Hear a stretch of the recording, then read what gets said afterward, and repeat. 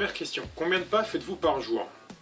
Écoutez, j'ai jamais vraiment compté combien de pas je faisais par jour, mais j'ai estimé qu'en une heure de marche active, on faisait à peu près 7000 pas. Donc de par mon activité professionnelle qui est plutôt active, je crois pouvoir dire que je fais 2 heures de marche par jour, en arrondissant avec les pas de la vie quotidienne, des tâches ménagères et ce genre de choses. Je crois pouvoir dire que je fais entre 15 et 20 000 pas par jour.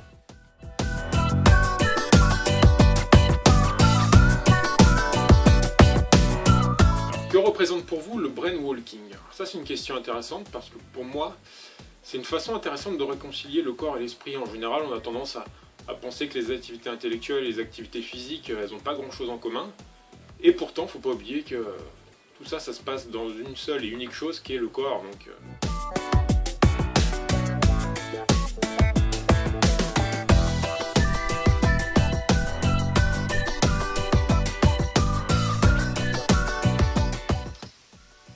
Qu'est-ce que t'évoque le brainwalking? Ça m'évoque une méthode,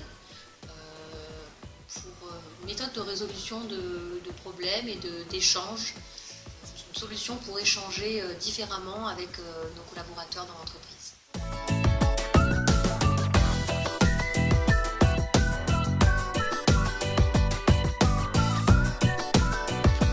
alors, qu'est-ce que le brainwalking pourrait apporter à votre quotidien?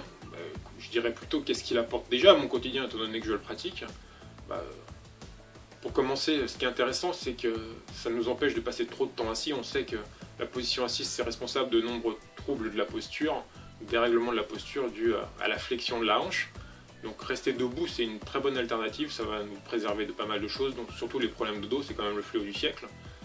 Donc ça, c'est plutôt positif. Et puis après, il y a aussi toujours cette augmentation de l'activité physique. Donc plus vous êtes debout et marchez, moins vous êtes sédentaire et plus vous allez lutter contre les problèmes de santé qui peuvent survenir avec les sédentarités, comme les problèmes cardiovasculaires.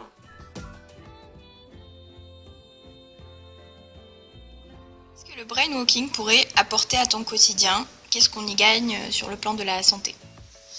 Alors, ce que ça apporte dans le quotidien, c'est de sortir du cadre strict des locaux d'une entreprise.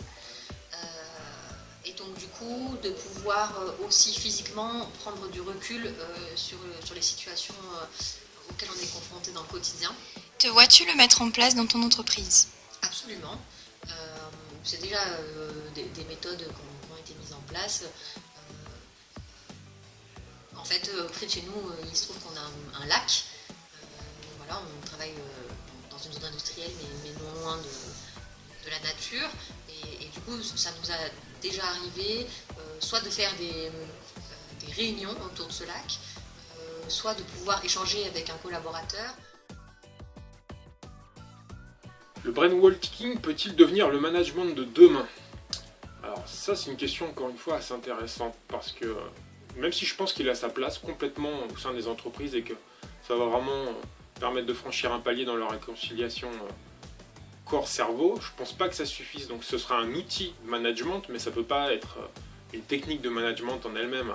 Il y a des choses qui vont devoir se greffer à cela. Par exemple, le standing desk, le fait de travailler debout avec des bureaux réglables en hauteur, le walking desk qui ressemble énormément au brainwalking, sauf que ça se fait plutôt en intérieur sur un tapis roulant. Il y a le cycling desk, toujours même principe, permet de travailler en pédalant sur un vélo ergonomique. Et puis après, vous avez toutes les techniques de gestion du stress. Penses-tu que le brainwalking pourrait devenir le management de demain? Alors, le management de demain, peut-être pas, parce que je pense que c'est plutôt un outil et une méthode. Oui, je pense que dans l'avenir des entreprises, il faut que les patrons et les leaders aient conscience que ça fait partie des outils qu'ils ont à leur disposition, qui pour le coup ne coûtent rien, si ce n'est que du temps, et c'est du temps qu'on capitalise pour le futur. Donc,